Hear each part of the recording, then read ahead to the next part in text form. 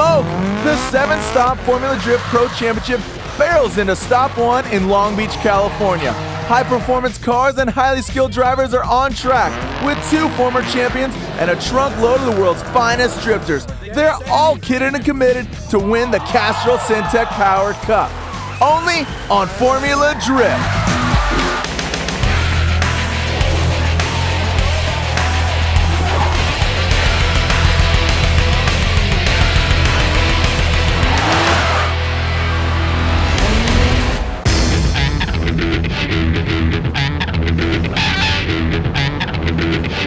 Hello everyone and welcome to Long Beach, California with the first stop of the Formula D Championship. I'm Jared Deanna and I'm joined by the Formula D guru, Mr. Ryan Sage. Let's talk a little about the competition today. What's going on? This is Long Beach, man. This is the only course in the world to utilize downtown city streets as a surface. A very confined space, a very tight track, little room for error. No room for mistakes. It's set on the flyer and that is evident today. Let's talk about the competitors. Who's out there? Who's killing it? What's going on? RHYS, MILLEN, Hubinette, guys I always expect to be out on top. You got guys like Vaughn Gittin Jr., Tanner Foust, always very poisonous, and Matsuharu Haraguchi, who's here from Japan.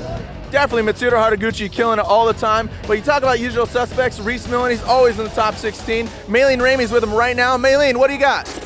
Thanks, guys. I'm here with RHYS MILLEN, who took second place in last year's Formula Drift Championship. He had a really tough battle with Sam Hubinette. Let's see how it plays out today. Now, RHYS, what do you have in your bag of tricks? Well, the bag of tricks is always full, and this year we're starting with a new platform, the Solstice GXP, 550 horsepower, 460 foot-pounds of torque, and 500 pounds lighter than the GTO. Sam, you'll better come prepared for this year because we are. All right, it's going to be a battle. Let's see how it plays out. You may be asking yourself, what is drifting? It's unlike any other motorsport. This is a judge competition. There ain't no checkered flag. Drifting is the art of sliding a car around a set course using various inducements while maintaining the best possible line for maximum speed and angle. The main concern is overall impression. What total impact can drivers create for fans and judges who will be scrutinizing their runs even further? Well, that sounds good to me, Jared, but now it's time to break down the judging criteria.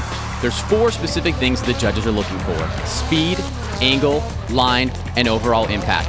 Speed is obviously how fast that they go through the course. Line is if they're using the proper line that the judges are looking for. Angle is how deep is their drift while going through the course, and their overall impact are all of those elements combined. If the judges can't come to a conclusion on a winner based on those 4 elements, they may ask for a one more time. We've narrowed it down from the top 32 solo qualifying runs. We're left with the top 16 for head-to-head battles. We have our 2006 Formula D champion, Sammy Hubinette, in the mix with a brand new car. Rich Rutherford, broken, so Tyler McCory, he gets a bye. Also, if it's too close to call, the judges will ask for a one more time. And our first battle of the day, our number 1 qualifier, Tanner Foust, going against our number 16 qualifier, Ross Petty. Yeah, you got it, Jared. And let's talk about Tanner Foust. He is quickly becoming one of the most promising drivers within the Formula Drift Championship. He qualified first here today, but he also left off last season with the number 1 qualification, so he has a ton of momentum going into today's heats. Momentum is an understatement. The guy actually demoed every other driver out there. His car comes down to reliability. AEM, the AEM Memphis Car Audio 350Z, is one of the most reliable cars out there. It's just properly balanced. It's good horsepower and reliable. Both drivers coming into the first corner, initiating early. The judges are keeping an eye out for that. And here's Tanner extending, pulling away a little bit from Ross Petty. Already establishing a huge gap. Tanner Foust pulling away from Ross Petty. Ross Petty said no. Bam, hits him in the door. That is gonna hurt his score. Yeah, this is what happens when you fall behind a little bit. You overcompensate, get a little aggressive. He just comes up and bumps Tanner right in the rear. And with that, Tanner Foust has the advantage, 8 over Ross Petty, 0. Let's lay it out for the fans here that don't know everything about drifting. What you need to do when you are chasing down, you need to better or mirror the lead car's run. Ross Petty got a little too aggressive and takes it into his door. Yeah, absolutely. You always have to give the right of way to the driver in the front. He's controlling the run. You keep an eye on him, but keep the pressure on. Tanner Foust is going to apply moderate pressure because he has an 8-point advantage over Ross Petty. Also, these drivers need to be within 90% of their qualifying run from the top 32. And you let it all hang out and adhere to the 4 criteria.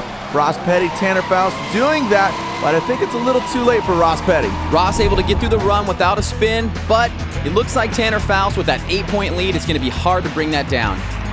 Ross Petty with a moderate entry. We're going to see some more aggressive entries later on. Tanner Foust with the win. We got one battle in the can and plenty more craziness to go down. When we return, we're going to show you this very unique track here in the LBC, only on Formula Drift.